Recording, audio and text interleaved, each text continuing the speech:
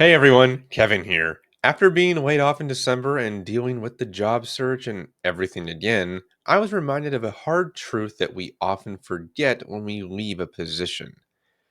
Your coworkers aren't your friends and most likely won't reach out after you leave. Now, I'm not saying that it's impossible for your coworkers to become friends and remain so after changing jobs. It does happen after all. But that's just not really the norm, and for a multitude of reasons. For instance, I'm fortunate that I made great connections in my last position who have been supportive post layoff, but only after I reached out for that help or for recommendations. When layoffs happen, we must admit too that we don't really have much to say but give condolences and hopes for a new position someplace else. Many people are often uncomfortable during that process too, since they still have their job and you don't, or you both got let go and are pursuing your own job searches now. Plus, people often handle bad news by just saying nothing at all because they fear it'll be awkward for everyone if they do. Some companies actively dissuade employees from speaking with former colleagues in case of any hostility toward them that taints other workers too, which makes staying in touch even harder. Unfortunately, all of this can lead to frustration and feelings of betrayal, even though it is a natural thing and feeling after being laid off. Which is why I want you to remember that there will be a space of time where you will feel a bit lonely or empty and realize that you were work friends, not actual friends with those people. It makes you wonder why no one wants to see how you're doing or if your job search has been successful.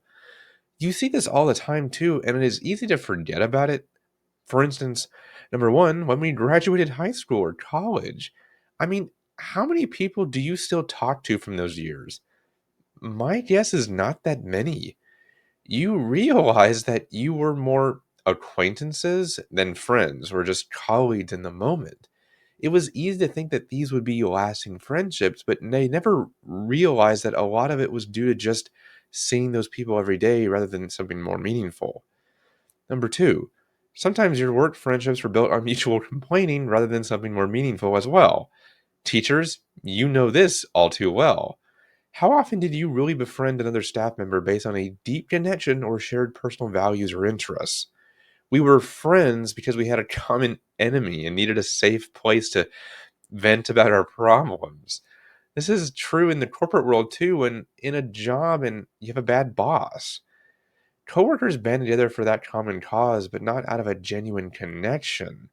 This is why, after nearly 2 years out of the classroom, I just finally deleted all saved contacts in my phone and decided to just let that past go.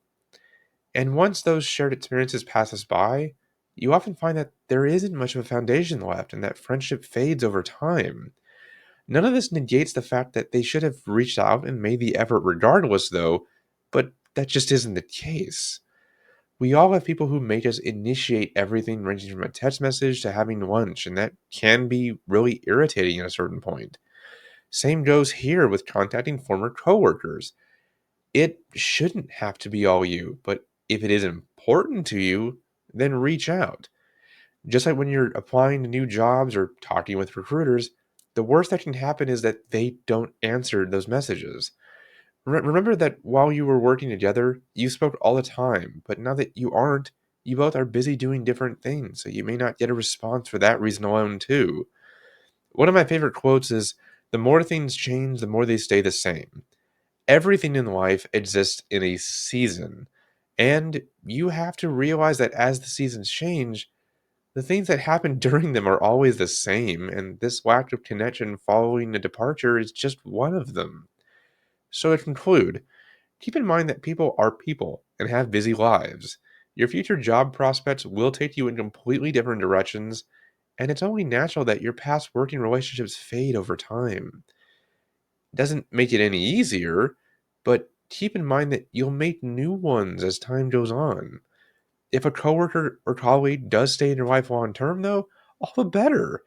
That means that they're really important ones and they will make an impact on you for years to come. But don't expect that to happen when you leave every single job because it won't. But that's it for today. If you need help, have any questions or have gone through this exact thing yourself and want to share your experiences, I'm always here to help. See you next time.